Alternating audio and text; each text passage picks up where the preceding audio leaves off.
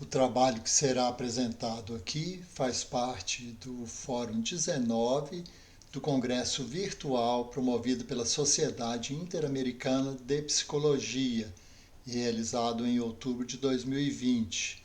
Seu título é Vínculo Educativo e Reconhecimento da Autoridade Epistêmica em Tempos de Pandemia.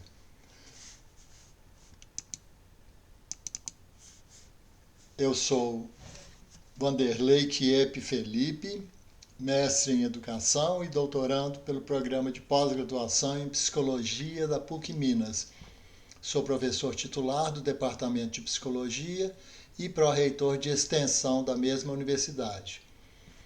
A coautora deste trabalho, professora Ilka Franco Ferrari, é doutora em Psicanálise pela Universidade de Barcelona, na Espanha, professora adjunta na graduação e no programa de pós-graduação em Psicologia da PUC Minas, membro da Escola Brasileira de Psicanálise, seção Minas Gerais, e da Associação Mundial de Psicanálise, e ainda pesquisadora do CNPq nível PQ2.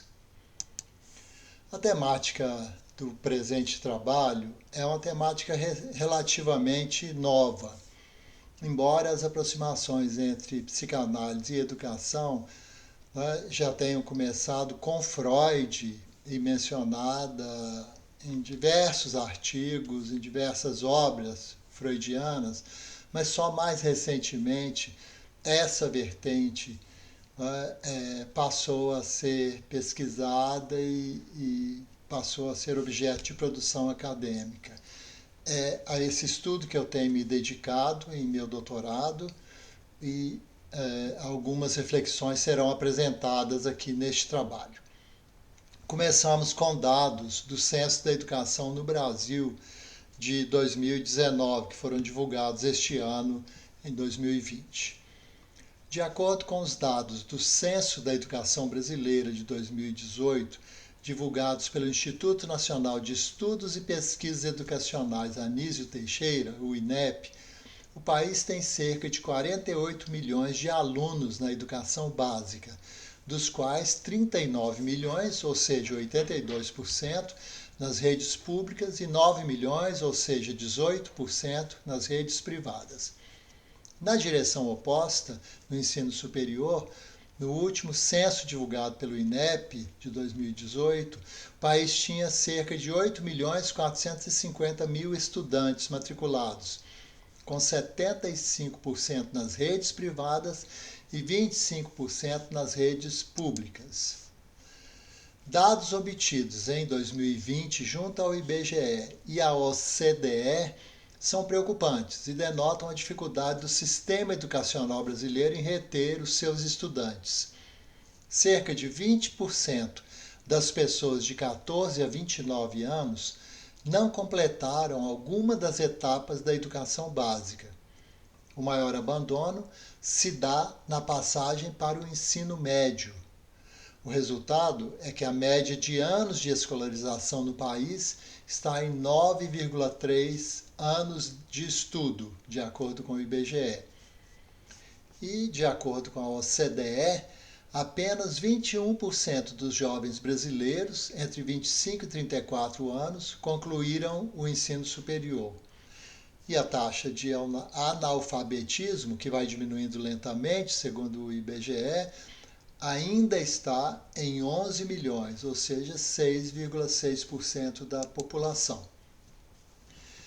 Pesquisa coordenada pela Fundação Carlos Chagas, com apoio da Unesco e do Banco Itaú, constatou que cerca de 82% dos alunos de educação básica deixaram de frequentar as escolas no início da pandemia no Brasil em 2020. Mesmo com a adoção do ensino virtual, a partir do mês de julho, cerca de 50% dos alunos continuavam ausentes. Começa a ser levantada uma preocupação nos meios educacionais do país, de que uma parte significativa desse contingente de estudantes, sobretudo nas escolas públicas, não retorne com o fim da pandemia, ampliando ainda mais os índices de evasão escolar. A questão do vínculo educativo é o que interessa discutir aqui, abordando os temas da autoridade epistêmica, do desejo de ensinar e da relação transferencial, tendo a psicanálise freudiana e lacaniana como referência, sem perder de vista a era de hipermodernidade que caracteriza a realidade social da atualidade, em um mundo regido pelo discurso e pelas práticas do capitalismo. Após a queda do socialismo, o capitalismo tornou-se o sistema hegemônico, produzindo o aprofundamento das desigualdades sociais, mas atraindo a todos os grupos sociais pela possibilidade, ainda que ilusória, de se incluírem na sociedade através do consumo. A psicanalista Rosa, comentando o discurso do capitalista proposto por Lacan em 1978, que opera uma inversão no discurso do mestre, diz que estamos entre dois significantes, o consumismo e a consumição. De um lado, o consumo exagerado e do outro lado, o ato de deixar-se consumir. O tema do vínculo educativo é abordado por Tício e colaboradores em uma publicação que traz importantes contribuições com o título de Reinventar el vínculo educativo, publicado em 2005 na Espanha.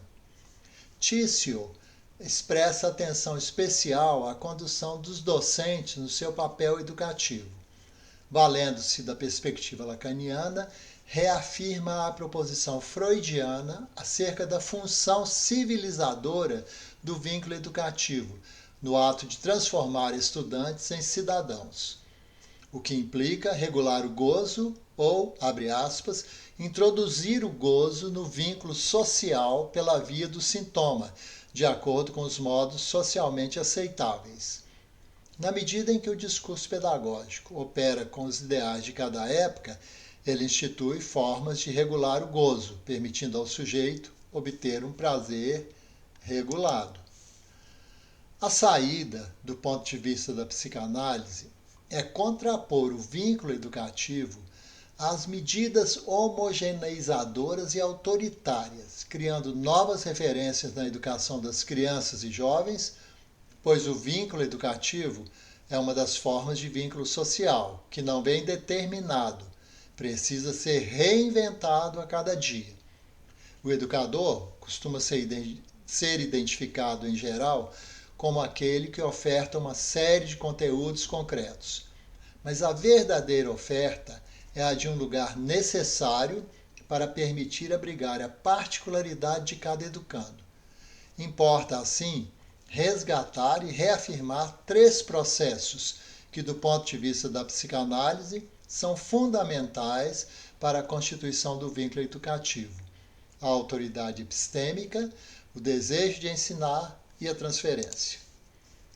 O que sustenta esse marco é o desejo do educador, que se dispõe a atender à particularidade do sujeito, o que supõe tolerar certo não saber, devendo, é claro, saber de sua especialidade. Entra em cena, então, a autoridade epistêmica do profissional da educação, que ativa o vínculo educativo e permite a ocorrência da transferência, a qual se baseia em uma suposição do saber. Dá para constatar que a autoridade epistêmica, assim sendo, é outorgada. Essa autoridade, no lugar de agente, estabelece os limites e exerce a função não de interrogar o sujeito sobre o que ele quer, mas de colocar em campo o próprio desejo, causando o interesse pelo legado cultural, pelo patrimônio simbólico que porta, segundo observações de Ferrari. O processo de transferência, que se dirige ao educador ou a um traço deste, completa a tríade do agente da educação: afirmação da autoridade epistêmica, existência do desejo de educar e capacidade de despertar o interesse do educando, intrometendo-se em suas marcas via transferência, que se produz na convivência com o aluno. E isso tem função de causa, que leva a trabalhar. Mariotto confirma que o processo de transferência assume um lugar central na educação, comentando que aprender supõe sempre aprender com alguém.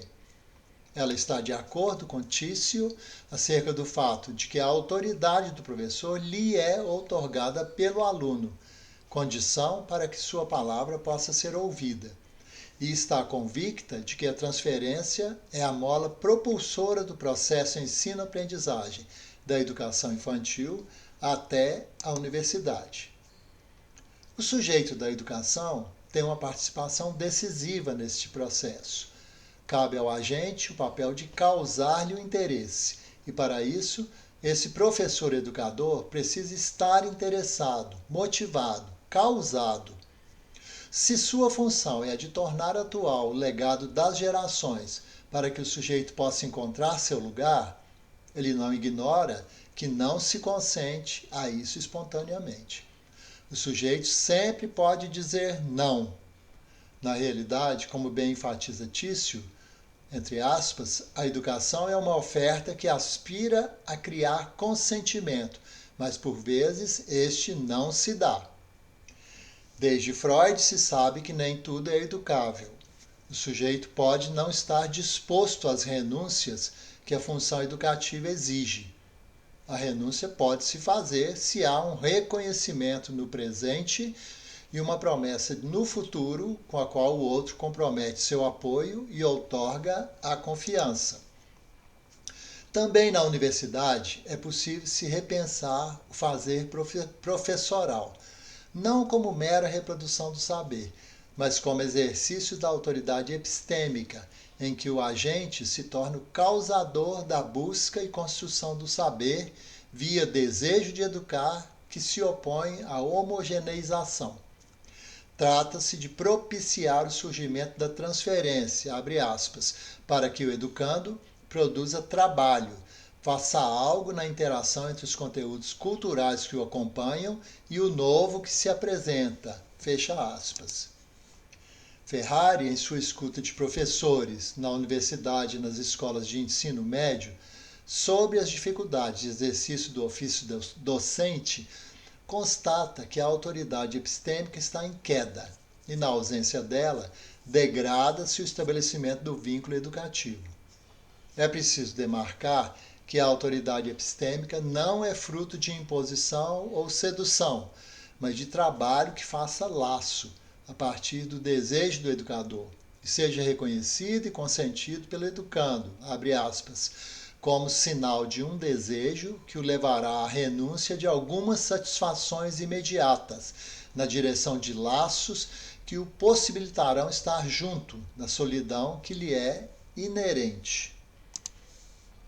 Vários sites produzidos por especialistas em educação no Brasil apontam causas diversas para a evasão escolar, entre elas a necessidade de priorizar o trabalho para ajudar nas despesas da família, o ambiente familiar hostil, as dificuldades na aprendizagem, a gravidez na adolescência, a falta de interesse dos alunos pela proposta pedagógica da escola e, sobretudo, o aumento da desigualdade social.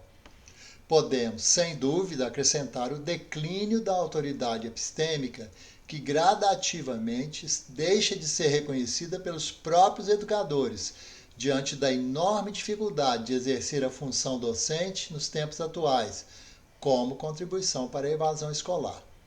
De acordo com a ONG brasileira Todos pela Educação, de cada 100 estudantes que ingressam na escola, apenas 59 concluem o ensino médio.